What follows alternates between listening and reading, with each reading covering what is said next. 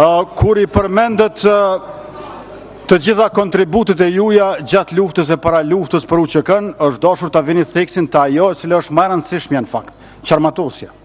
Nuk ka asnjë ushtri në botë e cila ka pasur aq shumë humbje vuajtje duke bartur armatimin të cilin ju e keni nënshkruar të dorëzohet në fund. Asnjë ushtri nuk ka humbur aq shumë pjesëtar të vet në kufi duke bartur armatimin të cilin ju e keni dorëzuar në fund. Dhe kjo është jo vetëm pa përgjegjësi, po është edhe krim historik që e keni bërë. Në përgjithësi ju jeni ngritur në karrierë me 3 lëshime pe. Të e qarmatos UÇK-n, të ju kthy privatizimit neoliberal dhe të e braktis bashkimin kombëtar. Me këto 3 lëshime pe që janë kapitali ju jeni ngrit. Na kemi nevojë për politikan 3 në Kosovë që ngriten duke qenë radikal, jo duke lëshuar pe. Që ngriten sepse ngritet populli e jo sepse bie ai.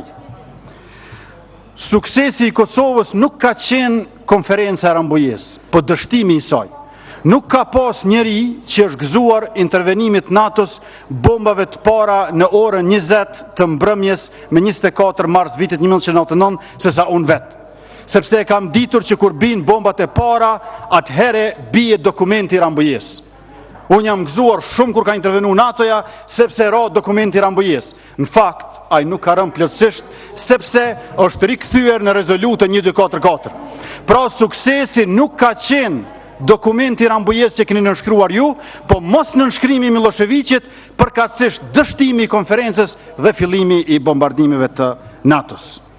Ne nuk kemi thënë që Kosova nuk do të bëhet e pavarur, por me pazaret në Vjenë, ajo pavarësi nuk do të jetë as e plot as e vërtet.